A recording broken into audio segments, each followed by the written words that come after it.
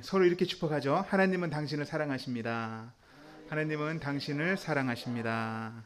네, 하나님께서 여러분을 진심으로 사랑하십니다. 믿으십시오. 그 사랑을 누리시기 바랍니다. 구약 성경을 보면요, 유다 백성이 바벨론으로 포로로 잡혀가서 70년을 사는 이야기가 있습니다.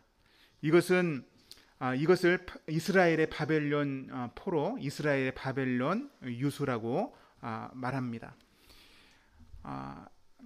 이것은 하나님의 백성이 세속 권력 앞에 들어가서 포로가 되는 그런 사건이죠. 진리가 어둠의 포로가 되는 것입니다. 빛이 어둠에 가려지는 것입니다. 이런 비참한 상황을 말할 때 바벨론의 포로가 됐다, 이렇게 흔히 말합니다. 여러분, 구약성경을 보면 왜 이런 일이 벌어졌습니까? 하나님의 백성들이 우상 숭배했기 때문이라고 말씀합니다. 열왕기나 선지서를 읽어보면 그 우상 숭배가 어땠는지 아주 자세하게 고발을 합니다. 이사야에서도 고발하고 에스겔이나 그리고 예레미야에 보면 그들의 우상 숭배가 얼마나 편만하게 퍼져 있었는지 잘 알 수 있죠. 이처럼 루터는요, 자신이 살고 있는 그 시대의 교회가 우상을 만들어 섬기고 있다, 이것을 알리기 위해서 이 논문을 썼습니다. 그래서 그 논문의 제목을 교회의 바벨론 포로, 이렇게 제목을 붙인 것이죠. 교회가 개혁하지 않으면, 그 우상을 깨트리지 않으면 망할 것이다, 이런 의미로 제목을 붙인 것입니다. 그 내용도 마찬가지입니다. 그 내용의 골자는 뭐냐면 카톨릭 교회가 갖고 있었던 종교적인 장치들을 비판하는 내용이에요. 그 중에 성사라고 하는, 우리는 흔히 성례라고 말하죠. 카톨릭에서는 성례가 7가지가 있는데 그 성례가 종교적인 장치이며 우상이다, 이것을 자기는 따를 수 없다라고 말하는 것입니다. 루터는 카톨릭 수사예요. 카톨릭 목사란 말입니다. 근데 그는 그 안에서 그 당시에는 카톨릭 교회뿐이 없었으니까 그 안에서 교회가 만든 우상들이 무엇인지 발견하고 그것을 비판했는데 그것이 성사였단 말입니다. 지금도 그 성사를 카톨릭 교회는 지금도 유지하고 있습니다. 7가지 성사를 해요. 한 가지 종부 성사라는 것을 병자 성사라고 이름을 바꿨을 뿐인데 똑같습니다. 똑같은 거예요. 루터의 주장은 이렇죠.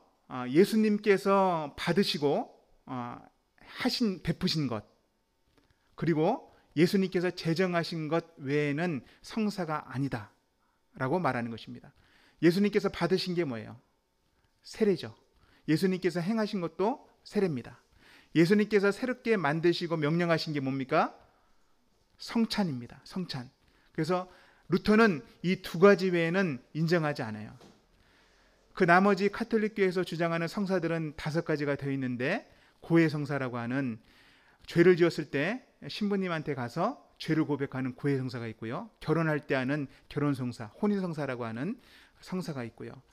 그 다음에 성도가 어느 정도 신앙이 성숙했을 때 성령을 받게 하는 견진 성사가 있습니다. 그 4번째는 성직자를 세우는 성직 성사가 있고요. 5번째는 임종할 때나 병이 걸렸을 때 그들을 위로하는 종부 성사가 있습니다. 이런 5가지 성사는 교회가 만든 것인데 루터는 이렇게 주장을 하죠. 루터는 교회나 교황이 그런 성사를 만들 수 있는 권한이 없다라고 주장하면서 그것을 인정하지 않습니다. 이것은 마치 새긴 우상과 같은 것이고 사람이 고안해낸 종교적인 장치라고 봤던 것입니다. 루터는 그리스도인들에게 필요한 것은 무엇이라고 주장하냐면, 이것을 따르지 않고 그리스도인들에게 정말 필요한 것은 하나님의 말씀이다. 하나님의 말씀이다. 그리고 참된 신앙이고 사랑이라고 강조합니다. 여러분, 이것이 종교개혁 정신이에요. 인간이 만든 종교적인 장치들을 분별하는 것이죠. 그리고 그것이 우상이라면, 종교적인 장치라면 그것을 거부하는 것입니다. 이것이 종교개혁 정신입니다. 다시 말씀으로 돌아가고, 다시 은혜로, 다시 믿음으로, 다시 그리스도께로 돌아가는 것, 이것이 종교개혁 정신인 줄 믿으시기 바랍니다. 오늘 출애굽기 본문도 인간이 만든 종교적인 장치들이 나와요. 1절 말씀을 같이 한번 읽어보겠습니다. 같이 읽습니다. 백성이 모세가 산에서 내려옴이 더딤을 보고 모여 백성이 아론에게 이르러 말하되 일어나라 우리를 위하여 우리를 인도할 신을 만들라. 이 모세 곧 우리를 애굽 땅에서 인도하여 낸 사람은 어찌 되었는지 알지 못함이니라. 이 말을 하고 있는 주장하고 있는 자들이 누굽니까? 하나님의 백성들이라고 하는 이들은 2달 전만 해도 이집트의 노예로 있었던 사람들입니다. 이들은 그곳에서 비참한 삶을 살았어요. 여러 번 말했죠. 자기의 자녀의 생명권마저도 빼앗겼던 사람들입니다. 고통 가운데 하나님께 부르짖어서 하나님께서는 그 소리를 들으시고 모세를 통해서 구원하셨죠. 이집트 땅의 10가지 재앙을 보여주시고 또 어린 양의 희생을 통해서 대속해 주시고 홍해 바다를 가르시고 마른 땅을 밟고 나와서 광야에 살 때는 물을 먹이시며 또 만나를 먹이시고 하늘의 양식을 주셨죠. 메추라기를 주셨죠. 시내산에 도착했을 때는 하나님께서 직접 말씀해 주시고 십계명을 알려주시고 또 언약을 맺다고 제안을 하셨습니다. 이들은 그 앞에서 하나님의 말씀에 반응했던 사람들이에요. 하나님, 우리가 하나님과 언약을 맺겠습니다. 하나님만 섬기겠습니다. 라고 약속했던 사람들입니다. 그런데 이제 와서 그들이 뭐라고 외칩니까? 다른 신을 만들자. 다른 신을 만들어 주어라고 외치고 있습니다. 오늘 본문은 왜 그런 주장을 했다고 말하죠? 이유가 있어요. 오늘 본문에 그 이유를 말합니다. 그 이유가 뭡니까? 더디옴을 보고예요. 더딤을 보고. 모세가 시내산에 올라갔다가 내려오는 것이 더디옴을 보고입니다. 더딘 거예요. 모세가 빨리 와야 되는데 더디 오는 거예요. 그것을 느꼈을 때 그들은 우상을 만들자고 외쳤습니다. 여기서 인간이 얼마나 악한지 우리가 알 수 있죠. 인간은 약하고 또 악합니다. 인간에게 조금이라도 불안이 몰려오고 또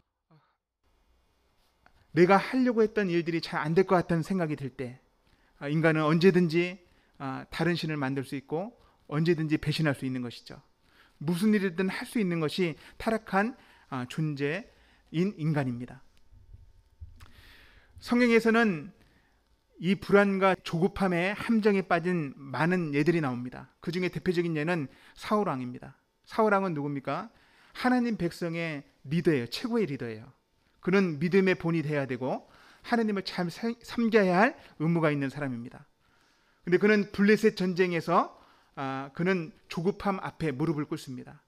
사무엘 선지자가 내려오지 않자 7일 동안 기다려도 내려오지 않자 그는 하나님께 번제를 드립니다. 하나님의 명령을 어깁니다. 또 15장에도 어기죠. 15장에 하나님께서 명령을 주셨는데 아말렉을 질면하지 않고 자기 것으로 취합니다. 전쟁에서 이긴 많은 재물들을 자기 걸로 취합니다. 이런 모습을 보고 사무엘 선지자가 이렇게 사울 왕에 대한 평가를 내립니다. 사무엘상 15장 22절 23절을 제가 읽어드립니다.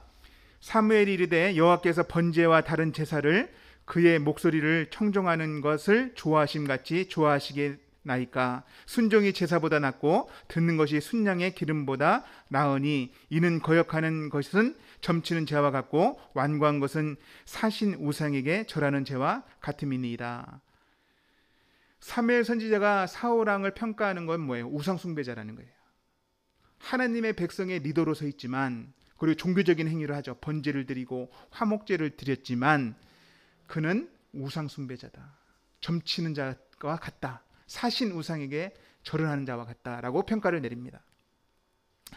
여러분 에스겔 8장에 보면 이스라엘 백성들 남유다 백성들이 얼마나 우상을 섬겼는지 고발하고 있는데 에스겔이 직접 눈으로 봅니다. 하나님의 영에 이끌려서 에스겔이 본 내용이에요. 8장에만 나오는 내용만 알려드리면 하나님께서 에스겔을 이끌어 성전으로 데리고 가셨는데 성전 뜰로 들어가자 장로 70명이 온갖 우상을 그려놓고 제사를 드립니다. 장로 70명이. 그리고 성전 북문에 갔더니 북문 안쪽에는 여인들이 담무스 신을 위하여 애곡하며 섬기고 있더라라고 써 있어요. 또 에스겔이 본 것은 뭐냐면 성전 안으로 들어갔더니 제단과 성전 그 사이에서 25명의 제사장이겠죠. 제사장 아니면 레위인들인데 이 사람들이 태양신을 섬겼더라. 하나님께 등을 돌리고 태양신을 섬겼더라라고 말합니다. 이런 일들이 어디서 벌어진 거예요? 믿지 않는 백성이 우상 숭배하는 게 아니에요. 하나님을 믿는다고 하는 사람들이 우상을 숭배하고 있다고요. 뻔뻔한 모습으로. 여러분 에스겔 8장을 보면 그들이 외침도 나와요. 우상 숭배자들의 외침. 그 외침이 뭡니까? 자기를 정당화하는 외침. 우상 숭배하는 것을 정당화하는 외침이 나오는데 하나님이 우리를 떠났다는 거예요. 하나님이 우리를 떠났으니 하나님 대신 다른 신을 섬기겠다. 이런 외침들이 나옵니다.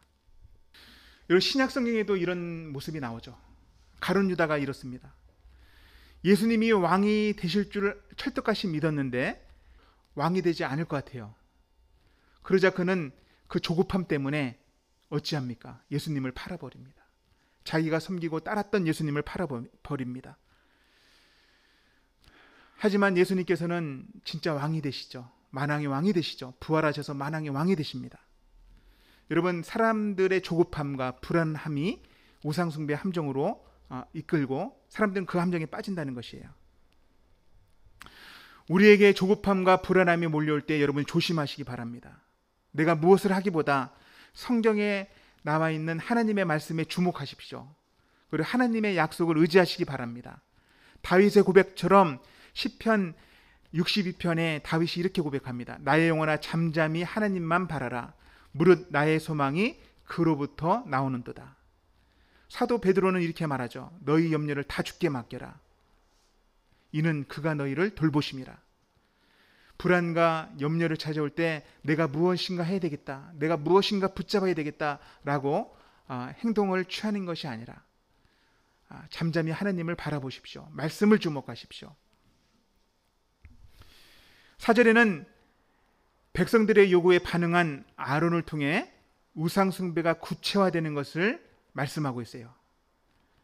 4절 말씀도 같이 한번 읽어보겠습니다. 오늘 본문 4절 말씀 같이 읽습니다.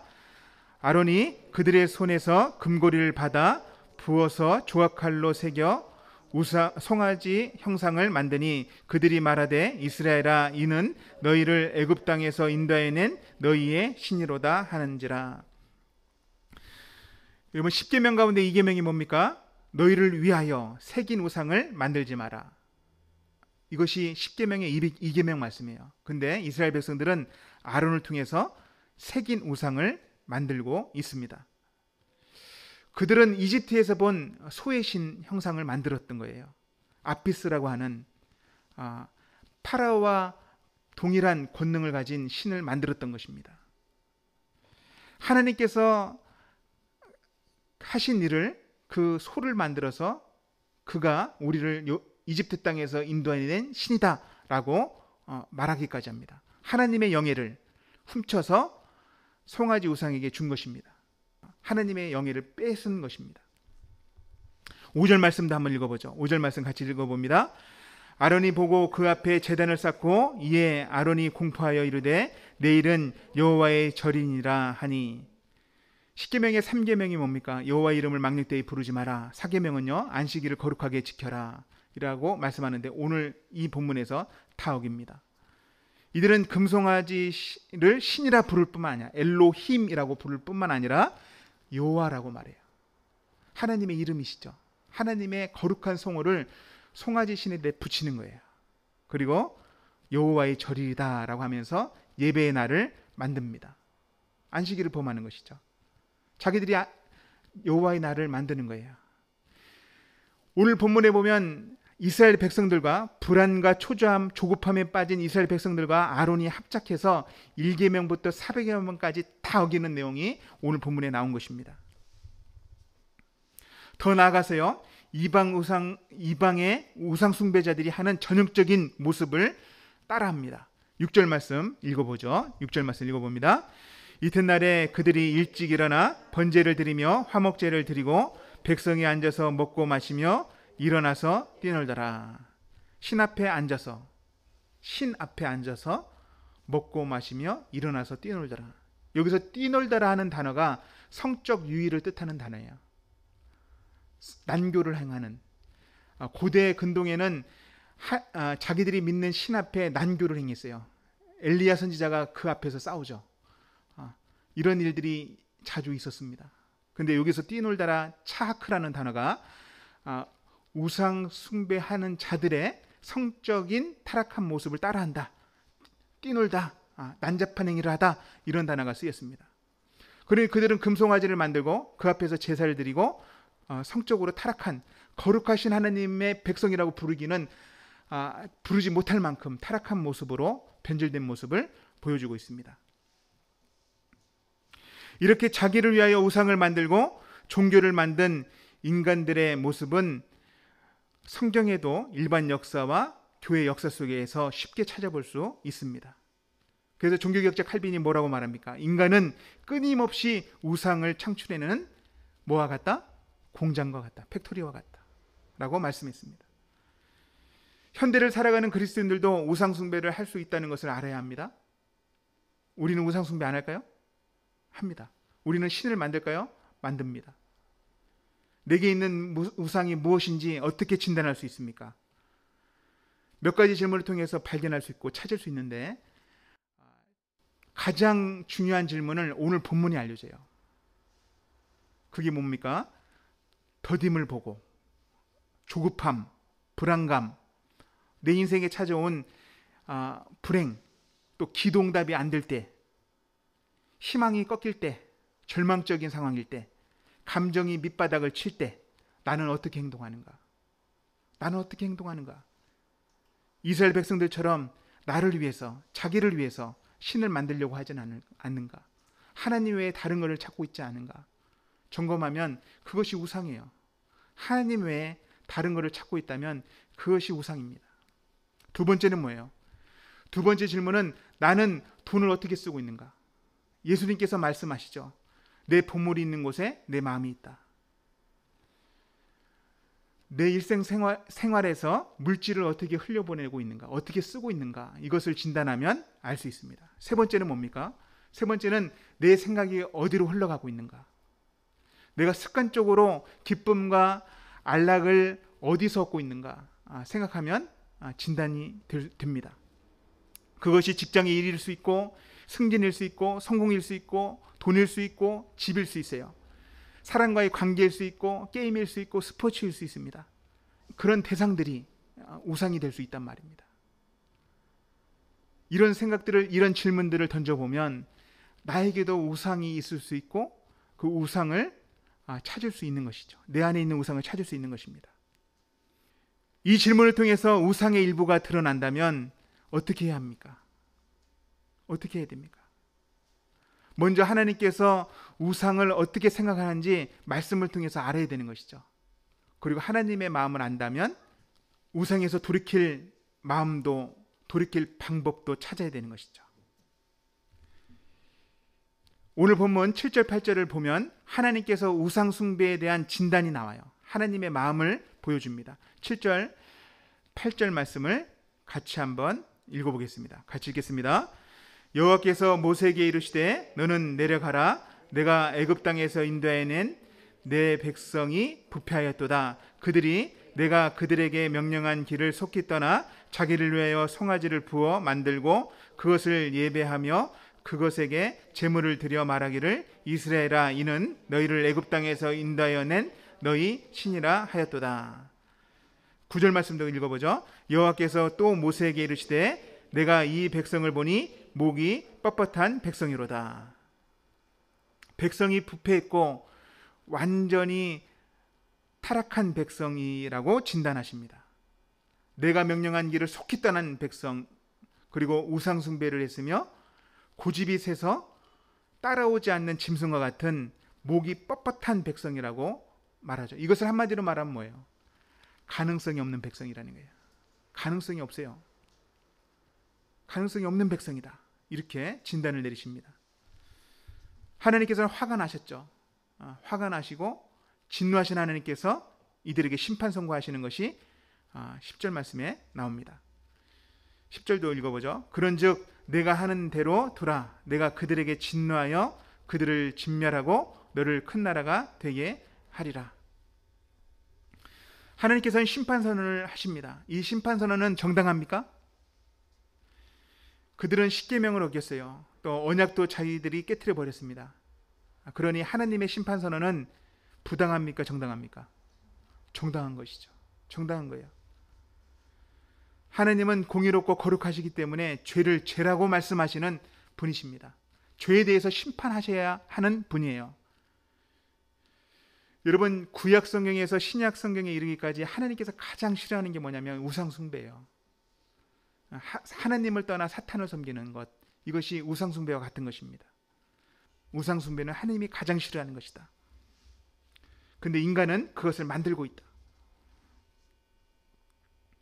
근데 오늘 말씀에 보면 하나님의 정당한 심판 선언을 막아서는 중보자에 대한 이야기가 나옵니다.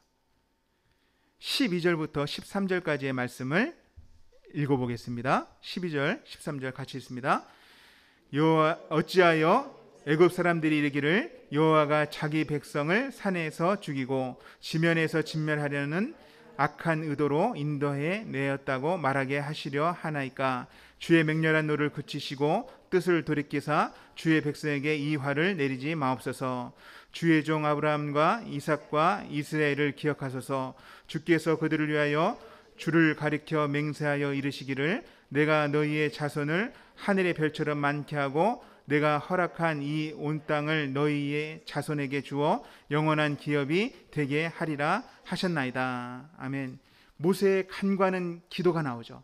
이 하나님의 진노하심 앞에 모세가 간절히 간구하는데 지혜롭게 그는 기도합니다. 이 기도에서 분명히 드러나는 건 뭡니까?